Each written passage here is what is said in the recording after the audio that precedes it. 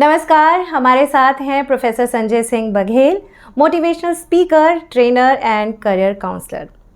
Sir, आपके पास तो हर दिन कोई ना कोई नया सवाल लेकर बच्चे या उनके अभिभावक आते ही होंगे कि बहुत सारे विकल्प हैं, ज़िंदगी में भी बहुत सारे विकल्प हैं और ज़िंदगी के हर पड़ाव पर बहुत सारे विकल्प हैं।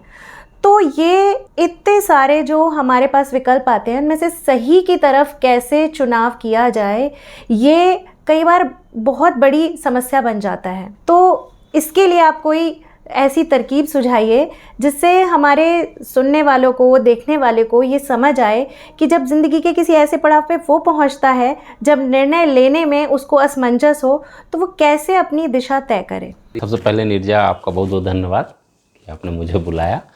और दूसरी चीज़ मैं ये बताना चाहूँगा कि देखिए, जैसा आपने सवाल पूछा है, ऐसे सवाल सच में बहुत सारे सवाल ऐसे आते हैं कि सर इतने सारे विकल्प हैं, ये करूं या ये करूं, ऐसे में क्या करना चाहिए, मुझे थोड़ा आप गाइड करें तो अच्छा रहेगा। तो मैं आपको बताना चाहूँगा, एक बड़ा अच्छा हिंदी में दोहा है, एक साधे सब सधे, सब साधे सब जाए। तो एक चीज़ साधने से बहुत सारी चीज़ें सध जाती। एक उदाहरण मैं लूँगा, जैसे एपीजे अब्दुल कलाम हमारे जो माननीय पूर्व राष्ट्रपति महोदय रहे हैं, वो देखिए उन्होंने कभी सोचा नहीं होगा कि ज़िंदगी में हम राष्ट्रपति बनेंगे, इतना लोग सम्मान करेंगे, मेरी किताबें लोग पढ़ेंगे, मेरे से मोटिवेशन मिलेगा लोगों को। उन्होंने क्या कि अपने जीवन को किस में समर्पित कर दिया? न्यूक्लियर साइंस में समर्पित कर दिया। वो क्या है, भारत के एक तरह से न्यूक्लियर साइंटिस्ट ही नहीं बने। वो बोलते हैं कि भारत यदि न्यूक्लियर पावर में है तो father of the nuclear scientist का यदि कहीं किसी को सम्मान जाता है तो माननीय एपीजे अब्दुल कलाम साहब को जाता है। और जिस ईमानदारी और सच्चाई और लगन से लगातार अपने क्षेत्र पे काम करते रहे, तो लगा देश को कि इससे बेहतर कोई भी व्यक्ति नहीं हो सकता जो राष्ट्रपति के पद तक पहुंचे। तो एपीजे अब्दुल कलाम साहब को राष्ट्रपति के पद पर बैठा करके, मतलब व्यक्ति सम्मानित नहीं हुआ, पद सम्मानित हो गया। अब ये सम्मानित क्यों हुआ?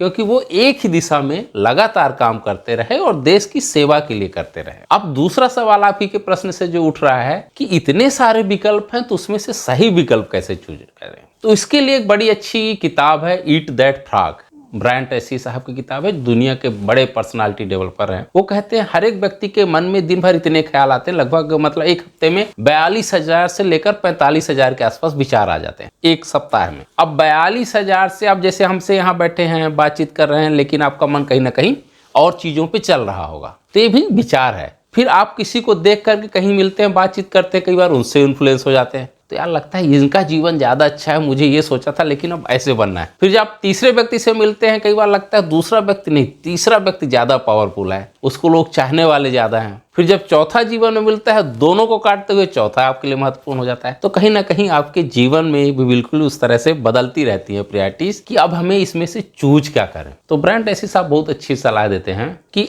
आप 25 काम लिख लीजिए जो आप जीवन में करना चाहते हैं।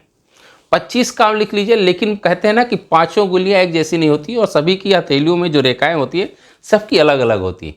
उसीलिए क्षमता उसी की, हर एक व्यक्ति की अलग अलग होती है। 25 पहले तो वो काम लिखिए जो आप बनना चाहते हैं, जो आप सोचते हैं, जिसको हमने कभी आपके ही साथ बताया था कि अंतरात्मा और अंतर्ज्ञान में क्या अंतर है। तो आप जब 25 लिखेंगे, उसमें से आप सब काटते जाइए तो पता चलेगा इसमें 20 तो हम इसके काबिल ही नहीं है, इस तरह का हमारा ओरिएंटेशन नहीं है। तो उसको हम अंग्रेजी में एक टर्मिनोलॉजी बोलते हैं, फोर्टे। आपका मजबूत पक्ष क्या है जीवन में। तो जिस दिन आप ये 25 में से एक काटते चले जाएंगे, तो आपको लास्ट में लगेगा सिर्फ यही काम बचता है जिसके हम काबिल हैं, सक्षम हैं, और उसी पे यदि हम जोर लगाएंगे और लगातार जोर लगाएंगे, रसरी आवत जाते हैं सर पर हो निशान, तो बार बार उसी काम को करते रहेंगे, तो क्या हो, आपका वो एरिया जो है स्ट्रांग हो जाएगा और उसी को इतना आप विकसित करते चले जाइए, ये आपका सिर्फ नाम ही नहीं होगा, पहचान भी बनेगी। और कहते हैं ना कि आप इतना बड़ा नाम कर ले कि आपका नाम सुनते ही दूसरे आपका काम हो जाए, तो वो पहचान ऐसे ही बनती है कि आप लगातार एक क्षेत्र में काम करेंगे, ये आपकी पहचान बनेगी। और फिर धीरे धीरे जब पहचान बन जाती तो नाम इतना होता है, फिर जहां भी आप कहीं भी चीज के लिए काम करने के लिए अप्लाई करेंगे तो आपका नाम ही काफी होता है कि आपका काम कहीं रुकेगा। इसीलिए बोलते हैं कि पहले आपको कुछ बहुत सारी चीजें काटना पड़ेगा, उसमें से एक दो चीज ऐसी रह जाएंगी जिसके आप काबिल हैं, सक्षम है, और सही दिशा में काम करेंगे तो अपने आप चीजें आपको मिलती चली जाएगी। तो मैं अपने दर्शकों से यही अनुरोध करूंगी कि प्रोफेसर संजय सिंह की दी गई गाइडलाइन को ज़रूर अपने जीवन में उतारें और उठाएं कागज़ कलम और लिख डालें कि उन्हें ज़िंदगी में क्या क्या करने की इच्छाएं हैं और उन्हीं में से आपके जीवन का लक्ष्य आपके बीच, आपके सामने होगा। अच्छा संजय जी, मुझे ये बताइए, कहते हैं कि जीवन में हर समय, हर परिस्थिति में आपको खुश रहना है, लेकिन मनुष्य की प्रवृत्ति है उसकी भावुकता। तो क्या ये संभव है कि हर परिस्थिति में हर समय खुश रहा जाए? क्योंकि वातावरण तो हर वक्त आपके अनुकूल नहीं होगा। बिल्कुल, वातावरण यदि हमेशा अनुकूल होगा तो उसको जीवन नहीं कहते हैं। हरिवंश राय बच्चन जी ने फिर एक बड़ी अच्छी लाइन कही है, यदि जीवन है तो संघर्ष है, और यदि संघर्ष नहीं है जीवन में तो वो फिर जीवन नहीं कहलाएगा। यदि हम मेडिकल साइंस की भाषा में देखा जाए तो जीवन यदि एक समानांतर चले, आपकी जीवन की लाइन यदि स्थिर हो जाए तो आप मृत हो जाते हैं।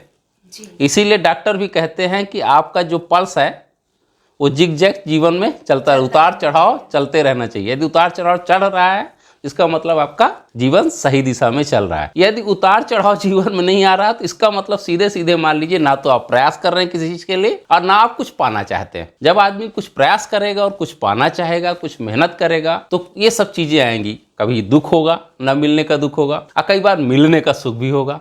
तो इसी को जीवन बोलते हैं। जीवन है तो संघर्ष है, संघर्ष नहीं है तो जीवन नहीं है। अब रहा सवाल कि क्या हर समय खुश हुआ जा सकता है? जब आदमी बार बार इस तरह की चीज़ों से अवगत होता चला जाता है, बार बार फेस करता है डिफ़िकल्टीज, तो उसके लिए आदमी के जीवन में धीरे धीरे आ जाते हैं। कोशिश करेंगे, वो हिंदी में एक बड़ी अच्छी लाइन है, कोशिश करने वालों की हार नहीं होती, डर करके नौका पार नहीं होती। एक नन्ही सी चींटी जो है दाना लेकर बार बार दीवारों पे चढ़ती और उतरती है, लेकिन हर बार उसकी कोशिश बेकार नहीं होती। तो जीवन यही है। यदि आप मान लिए कि जीवन है कि हर बार हम ट्राई मारेंगे, ट्राई ये बिल्कुल ये मार के करिए कि हम अपना पूरा प्रयास करेंगे, लेकिन सफलता मिली जाए ये जरूरी नहीं है। अभी आज ही के न्यूज़पेपर में पढ़ा कि कल तक एक लड़का था रिंकू सिंह, जो क्या है कहीं होटल में झाड़ू पोछा का काम करता था और उसके पिताजी डिलीवरी का काम करते थे। अब देखिए उसको किसी कोच के माध्यम से ट्रेनिंग मिली क्रिकेट की। आज तक उस लड़के को, अलीगढ़ के रिंकू सिंह को कोई नहीं जानता था, लेकिन कोलकाता नाइट राइडर में जिस तरह से जो हैट्रिक पे था बॉलर, उसको विकेट लेने की कि एक ही ओवर में 5 छक्के लगा दिया। आज उस कैटेगरी में आ गया रिंकू सिंह, जो कल तक झाड़ू पोछा करता था। आज रिंकू सिंह कौन है भाई, सब जानने की कोशिश कर रहे हैं। यदि आज आप देखेंगे सोशल मीडिया और न्यूज़पेपर की साइड रिंकू सिंह की फ्रंट पेज भरे हुए हैं। तो आप क्या कहते हैं कि जीवन में यदि 5 डाट बाट चली जाती हैं तो घबराना नहीं है, आपको कोशिश करते रहना, कोशिश करते रहना। यदि उठा के आपने क्या है एक छक्का मार दिया तो 5 का जो डाट बाल गई वो एक बाल में पूरी हो जाती। बिल्कुल जीवन यही है कि आपको लगातार कोशिश करते रहना है। तो आप क्या है लास्ट बॉल में कई बार छक्का मारते हैं, और यदि आपने प्रैक्टिस करते रहे तो वो हम कहते हैं ना अंग्रेजी में प्रैक्टिस मेक परफेक्ट। अब ये है इतना अच्छा परफेक्ट आप बना लें जीवन में प्रैक्टिस करके कि क्या होगा कि आप हर एक बाल में छक्का उठाना चालू कर दें तो रिंकू सिंह और युवराज सिंह बन जाएंगे। तो ये चीज़ें जीवन में एक दिन में नहीं मिलती। इसके लिए लंबे संघर्ष की ज़रूरत होती है, लंबे परिश्रम की ज़रूरत होती है, लंबी प्रैक्टिस की ज़रूरत होती है। तो ये सोचकर चलें कि जीवन में यदि हमें उतारना है, कुछ पाना है, तो कठिनाइयाँ भी आएंगी और कठिनाइयों को चुनौती देने वाले भी लोग आएंगे, लेकिन हमें न झुकना है, ना टूटना है और न गिरना है। गिर करके जो उठ जाता है और बार बार उठने की कोशिश कर लेता है वही विजेता कहलाता है। तो यानी संजय सिंह सीधा सीधा हमें ये दिशा दे रहे हैं कि खुश रह के हर काम करना है और घबराना नहीं है और परिस्थिति का सामना पूरे जोश के साथ करना है, और जोश वो चीज़ है जो हमारी शक्ति को बनाए रखती है। अच्छा संजय सर, आप हमें ये बताइए कि सकारात्मक विचारों से कहते हैं शक्ति मिलती है और नकारात्मक विचारों से हमारी उलझनें बढ़ जाती हैं। तो फिर कैसे संयमित रहा जाए? कहीं ना कहीं संयम टूटता ही है, कैसे ना टूटे? ये बहुत अच्छा सवाल फिर से पूछा, और ऐसा होता भी है। मनुष्य हैं तो स्वाभाविक है, उसमें सुख दुख आएंगे, कभी खुशी के आंसू होंगे तो कभी दुख के आंसू होंगे। लेकिन वो वही आपने सकारात्मक और नकारात्मक की बात की, तो गिलास आधा भरा है या गिलास आधा खाली है, आपको ये देखना है कि आप किस नज़रिए से जीवन को देख रहे हैं। भवानी शंकर मिश्र जी एक हिंदी के बड़े अच्छे कवि हुए हैं, वो बोलते हैं कुछ लिख कर सो, कुछ पढ़ करके सो, जिस जगह से तो उठा है सवेरे उससे कुछ आगे बढ़ करके सो। तो जीवन यही है कि जहाँ से आपने ज़िंदगी का सफ़र शुरू किया है वहाँ से आपका जीवन आगे बढ़ रहा है या नहीं बढ़ रहा है। तो मूल्यांकन करते हुए आगे बढ़ेंगे तो पाएंगे कि जीवन यदि आपका बढ़ रहा है, जैसे आप कल जीवन था उससे बेहतर है, तो इसका मतलब आप जो है आगे बढ़ करके सो रहे हैं। तो बिल्कुल सकारात्मक व्यक्ति यही सोचता है। आशाएं, इसी तरह एक मैक्सिम गोर्की का बड़ा अच्छा उपन्यास है मदर, उसमें एक बड़ी अच्छी लाइन है, आपके जीवन में जब तक अभिलाषाएं हैं, आशाएं हैं, तब तक आप मृत नहीं हो सकते, और वो आशाएं और अभिलाषाएं ही आपको जिंदा रखती हैं, और इसके लिए आपको संघर्ष करना पड़ेगा। जब संघर्ष करेंगे तो कुछ ना कुछ आप मोती मिल चुन लेंगे। इसीलिए गोताखोर के बारे में उसी लाइन में कहते हैं कि जो सिंधु क्या पार करता है ना, गोताखोर बार बार समुद्र के नीचे निकलता है, लेकिन हर बार उसको जरूरी नहीं कि मोती मिली जाए, लेकिन हर बार उसकी भी कोशिश बेकार नहीं जाती। तो इसीलिए आपको सकारात्मक रहना है। तो आप लगातार करेंगे तो कुछ ना कुछ हाथ में मोती लेकर वापस आएंगे। यानी कहीं ना कहीं संजय जी हमें बार बार इस बात को समझा रहे हैं कि आगे बढ़ने के लिए अपना हौसला, अपनी सकारात्मक शक्ति, अपने लक्ष्य के लिए आपको ही अपने आप को तैयार करना है। कोई बाहर से नहीं आएगा, हमें अपने अंदर से ही इसे खोजना है। अच्छा, फिर एक बात है जो आपके मन में भी दर्शकों उठ रही होगी, मेरे मन में भी वही सवाल आ रहा है कि कई बार हम अपनी कमज़ोरियों की तुलना दूसरों की ताकत से करने लगते हैं कि दूसरे की कोई ख़ास बात है और वो हम में नहीं है। तो जब इतनी समझ है फिर भी हम ये गलती करते हैं और बार बार करते हैं, ऐसा क्यों? देखिए क्या होता है कि जीवन में कई सारे हीरोज जब होते हैं जी, तो भटकाव होते हैं। जब कई बार आप मान लेते हैं कि हमारे फादर हमारे सबसे बड़े हीरो हैं, या कोई व्यक्ति हमारे दूसरा हीरो है, लेकिन क्या होता है कि ऐसा वही व्यक्ति कर पाता है जिसको ये पता होता है कि मनी मास्टर्स मनी लाइफ जो किताब ब्रायन बेस की है, वही बोलते हैं ज़िंदगी में यदि मास्टर बनना है आपको, कि आपका नाम हो, आपकी पहचान बने, तो सब क्षेत्र में पता है। यदि आप क्रिकेट के मैदान में जाएंगे तो आप फुटबॉल भी खेल लें, बैडमिंटन भी खेल लें और क्रिकेटर भी बन जाएं, बास्केटबॉल भी खेल लें, संभव नहीं है। समय एक ही उसमें देना है। तो जब बार बार आप जो है एक ही फील्ड में काम करेंगे तो निखार आता है। और क्या होता है कि जब हम बार बार दूसरे से प्रभावित होते रहे, कभी आज 4 महीने इससे प्रभावित होकर उसकी तरह बनने की कोशिश की, फिर 4 महीने प्रभावित होकर दूसरे की तरफ बनने, कभी तीसरे की तरफ, तो आपका जीवन कहीं ना कहीं भटकाव की तरफ जाता है। तो आपको किससे प्रभावित करना है, मैंने पहले ही कहा कि 25 में से आपको चूज कीजिए आप किसके लिए बने। और आपके भीतर वो आत्मज्ञान वाली बात है कि आपके जानते हैं कि ये काम यदि हम करेंगे तो इस काम में हम सफल हो जाएंगे, बाकी काम यदि हमसे कोई कहा जाए तो हम नहीं कर पाएंगे। यदि आपने ज़िंदगी भर मैथ अच्छा नहीं किया है और हम बोल दें कि IIT का एग्ज़ाम क्रैक कर लीजिए, संभव ही नहीं होगा। लेकिन यदि आपका बायो अच्छा है तो और मेडिकल की तरफ आप जाना चाहते हैं तो वहाँ आप अच्छा कर पाएंगे। या इसी तरह आपकी क्रिएटिविटी अच्छी है, लिटरेचर आप पढ़ रहे हैं और आपका बार बार इसी तरह की चीज़ें पढ़ने में लग रहा है, लिखने का मन कर रहा है, तो आप क्रिएटिविटी के फील्ड में चले जाइए। ज़रूरी नहीं है कि एक बच्चा सब कुछ करे, एक बच्चा एक काम को 10 तरीके से अलग अलग करे, हर बार नए तरीके से करे, तो मुझे लगता है वो ज़्यादा सफल होगा। इसीलिए हम बार बार बोलते हैं 10 लोगों को अपना हीरो बनाने से बेहतर है एक को अपना गॉडफादर मानिए और उसी को एकलव्य को, जैसे कि है द्रोणाचार्य को जो है देखते हुए गुरु बना लिया। दीक्षा नहीं दे, कोई दिक्कत नहीं, हम उनके ज्ञान को दूर बैठकर भी सीखने की कोशिश करेंगे और प्रैक्टिस करते चले जाएंगे। एक देखिए एकलव्य कहाँ से कहाँ पहुँच गया, ना सिखाने के बाद भी वो सीख लिया। तो जिस दिन आप इसलिए मान लेंगे तो जीत हो जाएगी, और जिस दिन ये आप मान लेंगे कि हम कुछ नहीं कर सकते हैं तो हार हो जाएगी। यानी सब कुछ कहीं ना कहीं आपके मानने के ऊपर है और वहीं से आपकी बात शुरू होती है। तो जो मान लिया उसे मान भी लें और ठान ज़रूर लें।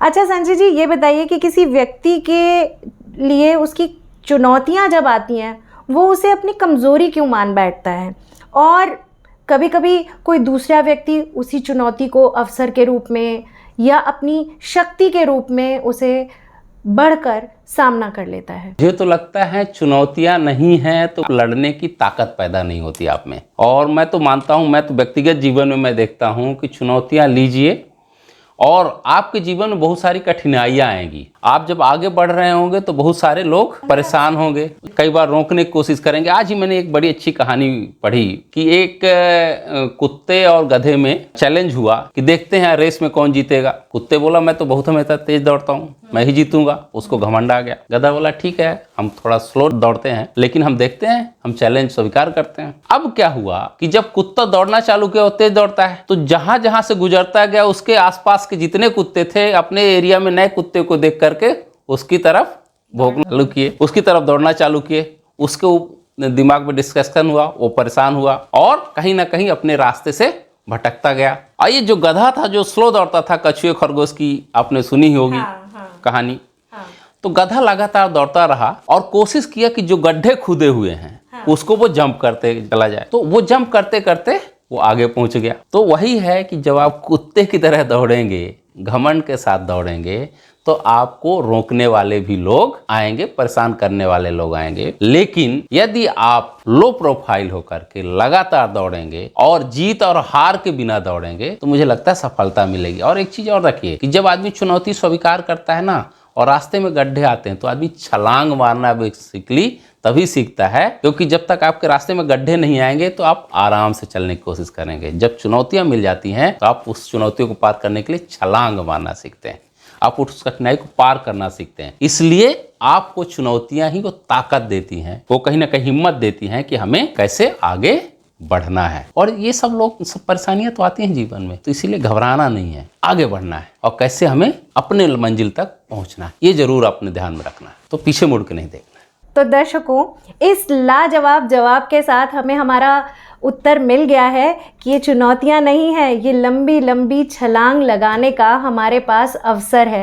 इस बेहतरीन जवाब के साथ मुझे लगता है आप और मैं तैयार हो गए हैं जीवन को एक बार फिर से नए जोश के साथ उसका सामना करने के लिए, आगे बढ़ने के लिए। और इसी तरह से हमारे साथ जुड़े रहें। नमस्कार।